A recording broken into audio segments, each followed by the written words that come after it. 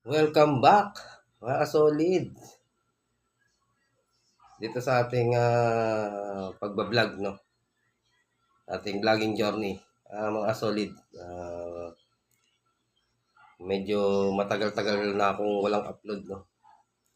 Siguro almost 1 month na o hindi lang, no? Medyo hindi muna tayo pumopos, no? Sa ating pagbablog, no? Yun, kumusta kayong lahat, no? Sana ay lagi lang kayong nasa mabuting kalagayan. Ah, Ayun, balik muna tayo ngayon sa ating pagbablog, no? Ating vlogging journey. Medyo matagal na nga lang tayo hindi nakapag-upload, no? Ah, Siyempre, kinukumusta ko kayong lahat, yung aking mga subscriber, no? Lalo na yung mga sumusuporta kay Idol, no? Idol Francis Leo Marcos. Ayun, paunti-unti mga solid. Medyo magbibigay ako sa inyo ng update, no? At sa dami na ng pwede ko sanang maibigay sa inyo, no, na update tungkol sa ating idol, no, na si Idol Francis De Marcos, no, ay sisikapin ko na paunti-unti ay mai-update ko sa inyo, no. So actually naman yung karamihan naman dito sa subscriber ko siguro alam naman ang nangyayari kay Idol, no. Ah Ayun na nga itong mga update natin kay Idol, no, ay naano naman natin, no, ah naantabayanan naman natin, no, naabangan naman natin yung kanyang kung ano yung mga ginagawa niya, no. So para nabalitaan ko, no, na nagkaroon siya ng humanitarian, no, sa Bulacan. Napakalaking humanitarian yun, no. Yun, pag nakuha ko yung video, kung sakali, may i-update ko sa inyo, no. Kung saan lugar, kung saan eksaktong lugar sa Bulacan, no, basta merong nagkaroon siya ng ano doon, ng humanitarian. Ah, Tuloy-tuloy pa rin yung ginagawa ni Idol doon na pagtulong, pamimigay ng salamin at pamimigay ng mga wheelchair. Yun. So far yun, yun isa sa mga dapat na i-update ko sa inyo noon. Hindi lang ako makapag-focus, no, sa pag-vlog, no. So yun yung idol natin, hanggang ngayon ay tuloy-tuloy pa rin yung pagtulong, no. Sayang na nga lang, no, at hindi talaga siya nakatuloy sa pagpasok ngayon sa pagtakbo bilang senador, no. So hindi natin alam kung ano yung nangyari, mga solid, no.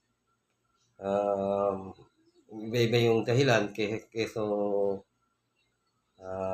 nahuli na ata si Idol sa pagpasa ng kanyang candidacy, no. So meron namang nagsasabi, no, na kaya hindi siya naisama siguro, no. Kasi nga huli na yung pagpasa niya ng yun. Maraming dahilan, no, pero para sa akin kasi mga kasolid, no, parang ah, hindi yata papanahon yung gano'ng pangyayari, no. Parang hindi rin ako basta-basta makapaniwala, no, na hindi na siya nakuha, no, naisali, no, sa bilang kandidato kapag senador, no.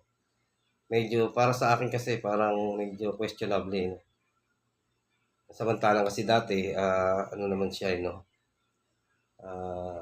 nakasama naman siya dati. At kung naalala nyo dati, nakapag-file siya na ipasok yung pangalan niya, no, bilang kandidato sa senador.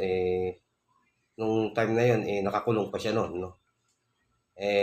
What more pa kaya, what more na pwede pa siya dapat na mas maasikaso ngayon, no? Dahil nakalaya na siya, no? So, hindi natin talaga alam kung ano talaga yung dahilan, no? Pero sa akin, medyo hindi yata masyado akong kumbinsido, no? Sa mga dahilan, no? Kung bakit hindi nila napayagan na makasama pa si Idol, no, sa pagtakbo ng bilang kandidato sa senador. So, sayang talaga, nakakapanghinayang, no, na talagang may possibility na rin sana na baka makalusot na si Idol, no. Ngayon dahil lalo ngayon, no, nasa labas na siya, nasa laya na siya, no, mas magkakaroon siya ng panahon o mas meron siyang maipe-represent niya yung sarili niya, no? Kung saan sa mga lugar siya pupunta, no? Ay present siya. So, yun mga kasolid sana, no? Yung malaking bagay sana na nakalabas na siya, no? At lalo niyang mapukusan, no? Yung kanyang pagtakbo bilang isang senador, no? So, sa atin talaga, ano, napakalaking panghihinayang talaga, mga kasolid. Kahit kahit na sinasabi ni Idol, no, na hindi niya na kailangan maging ano, no, maging politiko, no, dahil kaya niya namang makapagbigay ng tulong, no, sa mga tao. Parang yun yung ano niya, yun yung pinaka-goal niya, yung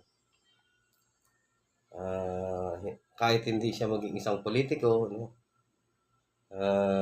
tutulong at tutulong siya sa mga tao, no, ng mga